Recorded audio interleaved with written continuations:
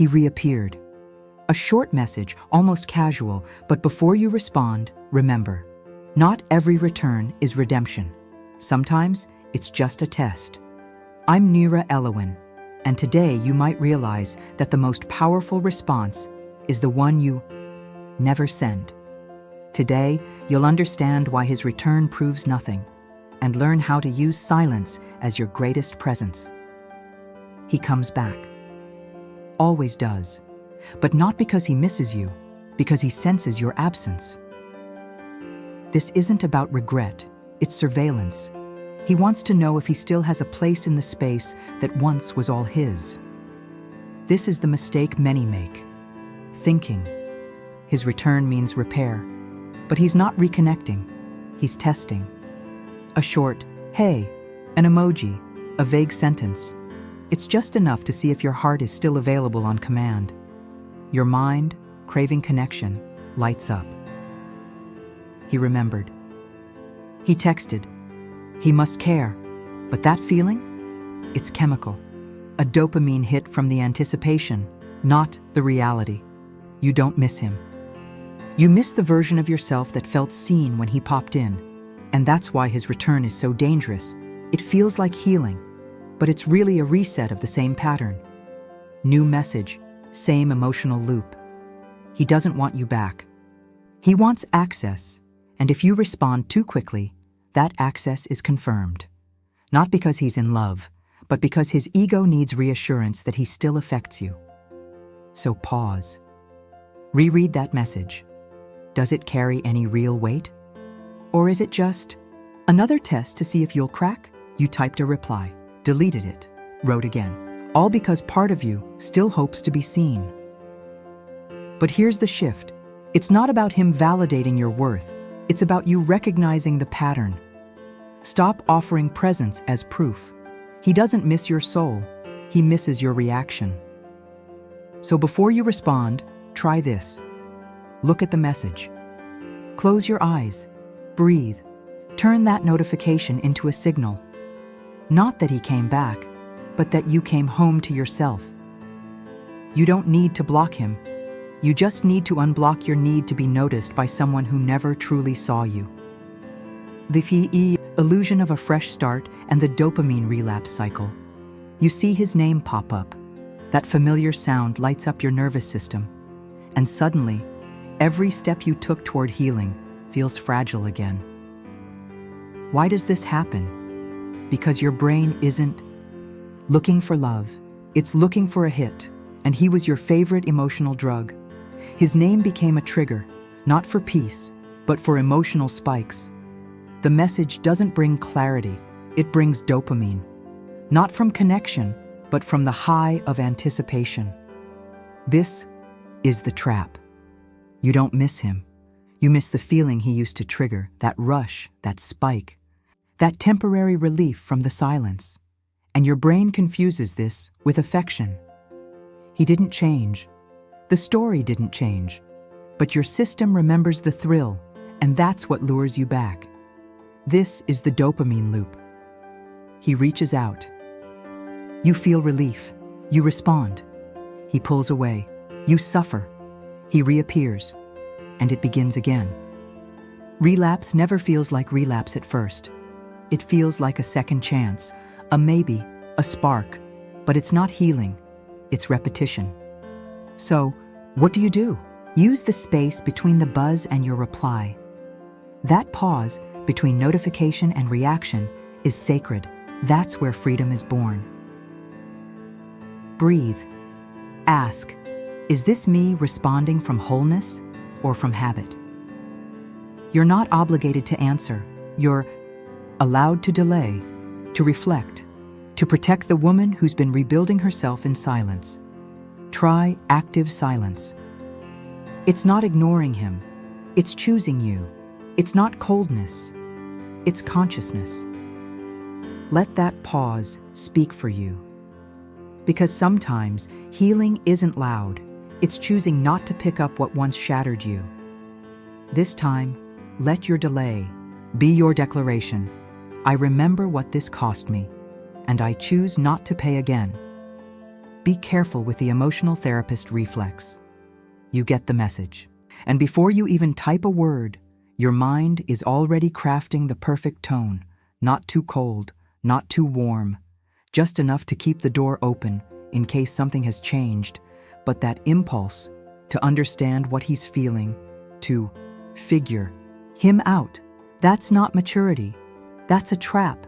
That's emotional caretaking dressed as empathy. You're not replying, you're preparing to be his emotional anchor. Again, the safe space, the listener, the soft place to land. But here's the truth. Men are drawn to emotionally intelligent women, not always to love them, but to be held by them, without needing to change. You become a container, a healer, not a partner, a refuge. You think that by understanding him, you'll finally get closure. But some men don't want to be understood. They want to be enabled. This isn't empathy, it's self-abandonment in disguise. And the cost? You end up decoding a man who left you unanswered, holding space for someone who never held space for your tears. You want love, but you're offering therapy. You want connection, but you're becoming his shelter from himself. Stop, ask yourself, why do I feel responsible for his pain when he wasn't responsible with mine? Try this.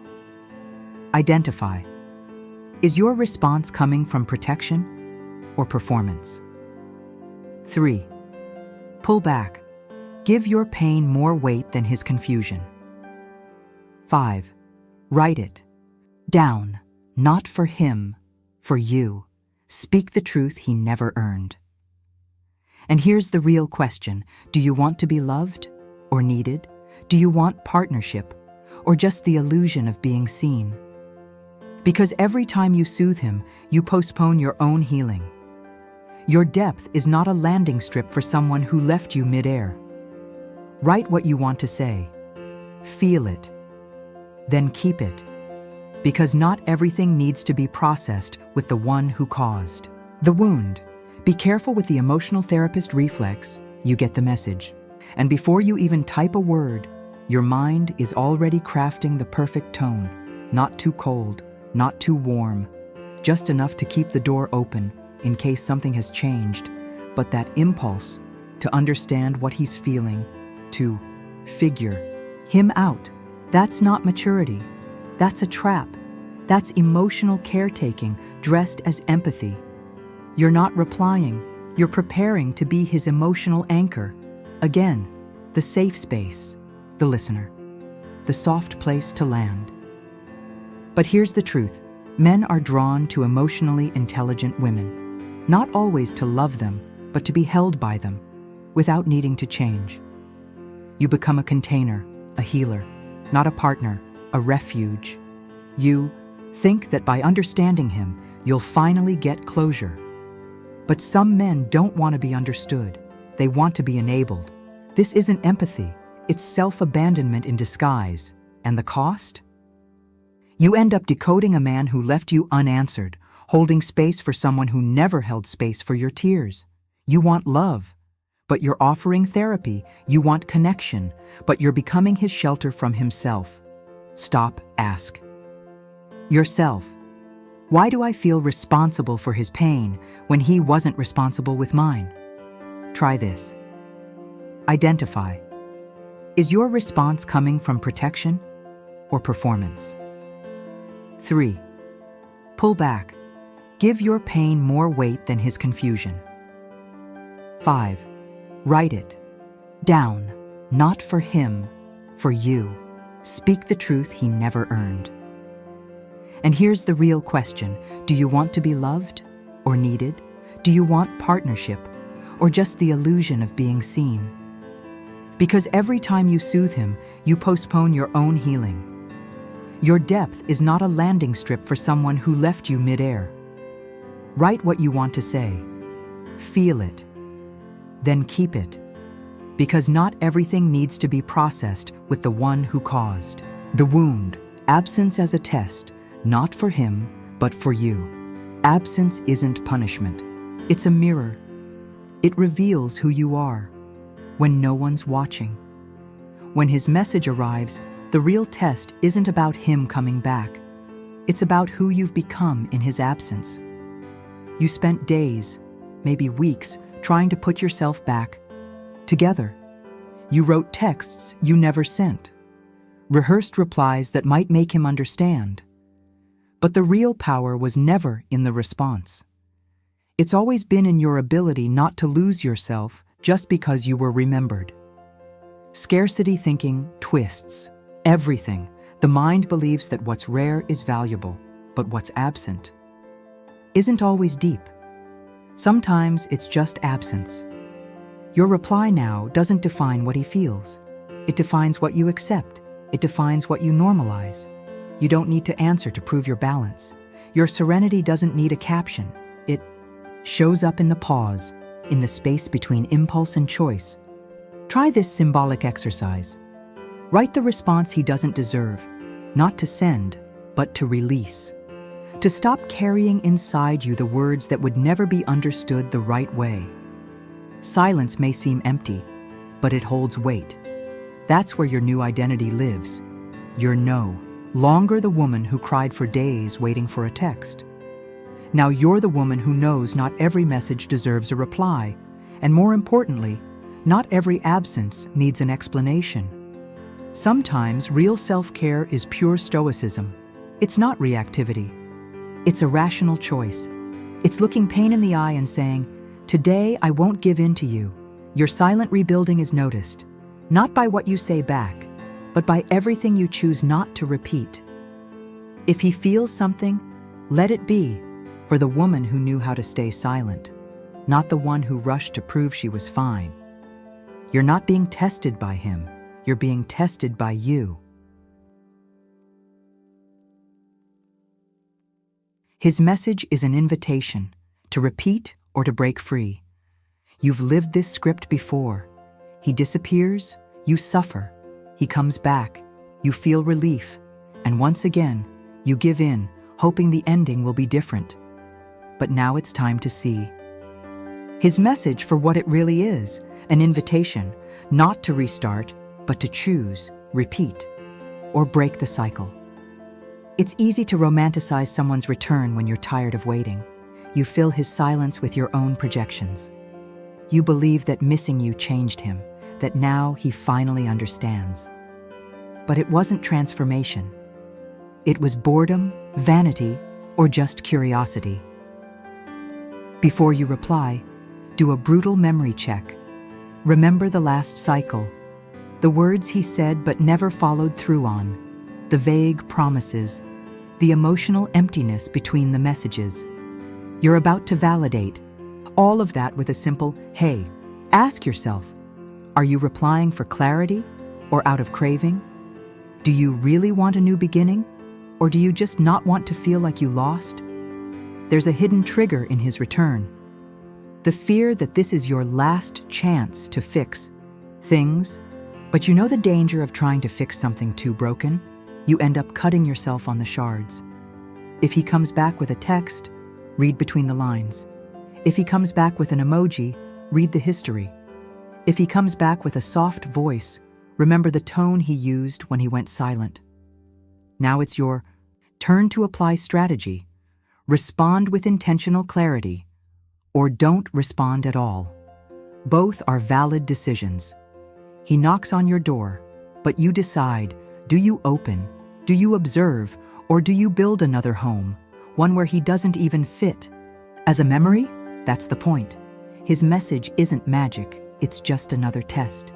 You're past the phase of waiting for redemption. Now is the time to build boundaries. He came back. But who came back in you? He reappeared. But the real question isn't what he wants, it's who you are now. Because for him, coming back is easy. He remembers the woman who cried at night, who accepted so little, who begged for emotional crumbs as if they were feasts. That's the version he expects to find. The woman who stayed quiet to keep the peace, who bent herself not to disturb, who treated his disappearances like natural pauses in affection. But what if that woman doesn't live there anymore? What if he knocks expecting comfort and finds boundaries? What if, instead of warmth, he's met with silence? He's not prepared for the version of you that abandonment forced you to become. And that's the danger. Replying on autopilot. Becoming again the woman you fought so hard to outgrow. Before you respond, pause. Scan your energy. Is your reply coming from the needy woman or the healed one? Write. Not for him, for you. Use therapeutic writing as a tool for clarity. Write as the woman he wouldn't recognize anymore, the woman who no longer bends, who no longer explains her feelings, who doesn't need to be read because she writes herself. You don't have to prove your evolution to anyone, but don't betray your process for a wave from the past. He came back. But did you? Did you go back to that place of waiting, of shrinking, of questioning your worth? Or do you now live in a space within where his name no longer carries the same weight? That's the real challenge. Do you truly want to be seen by someone who never saw you? You spent nights trying to be remembered. Today, it's your dignity that needs to be protected. This isn't about pride. It's about self-preservation. The woman you've become is worth more than any reply. Not every message needs a reply. Some ask for reflection. You feel the urgency. The phone vibrates. His name lights up the screen, and your heart races like life is testing you in real time. But is this really the moment to reply? Or is it the moment to reflect?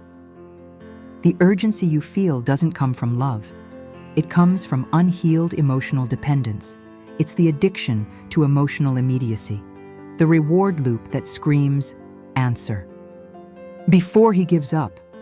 But give up on what? If he disappears and reappears like nothing happened, what exactly are you trying to save? A story? A name? Or the idea you created of him? You don't owe him a reply. You owe your nervous system some rest, your mind some peace, your healing process some time. There's a secret power in emotional delay. Delaying the reply also delays the repetition. It creates space for you to choose with awareness, not anxiety. Think of your heart as a customer service desk. How many times has it operated as a support line for unresolved relationships? How many times did you respond, explain, comfort, and end up drained? This time, the approach is different. It's about observing the impact of the message without obeying the impulse. It's recognizing the old pattern and telling yourself, this time, I'll wait. Not for him, for me. There are women who answered instantly and regretted it for months. And there are women who waited days and realized what they felt was just withdrawal disguised as love. Want a real example? She went 6 months without hearing from him.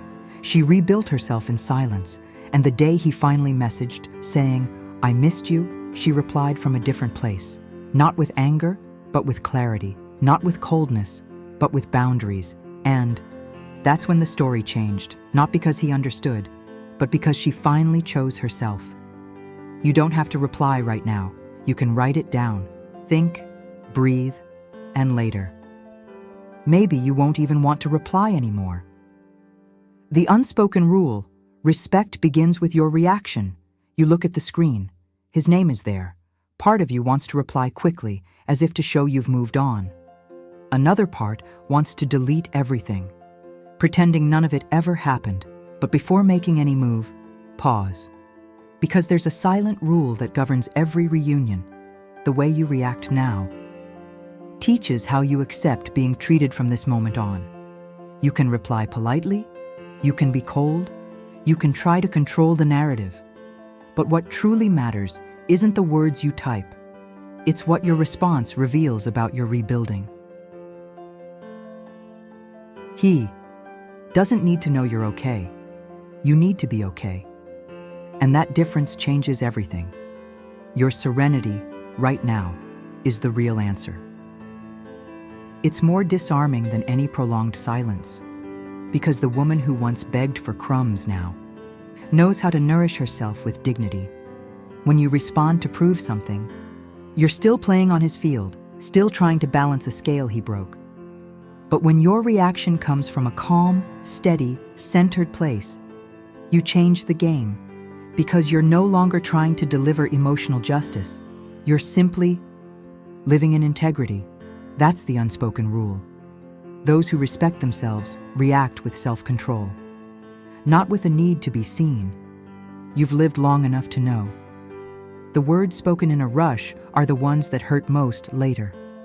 And the silence born from awareness is what heals the deepest. Try this exercise. Write down everything you wish you could say. Read it aloud, and then ask yourself, is this coming from a woman at peace? Or from someone still seeking validation? Answer within. Remain silent on the outside. And then observe what changes, not in him, but in you. Because now, what's at stake isn't whether he misses you, it's whether you'll betray yourself.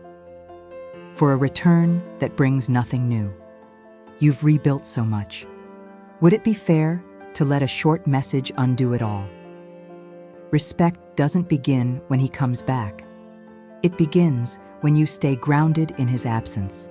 And your greatest power is deciding what continues and what ends now. If he texted you right now, would you answer from what you still feel or from who you've become? Because some messages are just repetition, and some silences are pure liberation. You already know what to do. You just have to choose for you. If this letter echoed something inside you, consider it your moment of clarity. Sometimes the next truth may sting, but it may also set you free.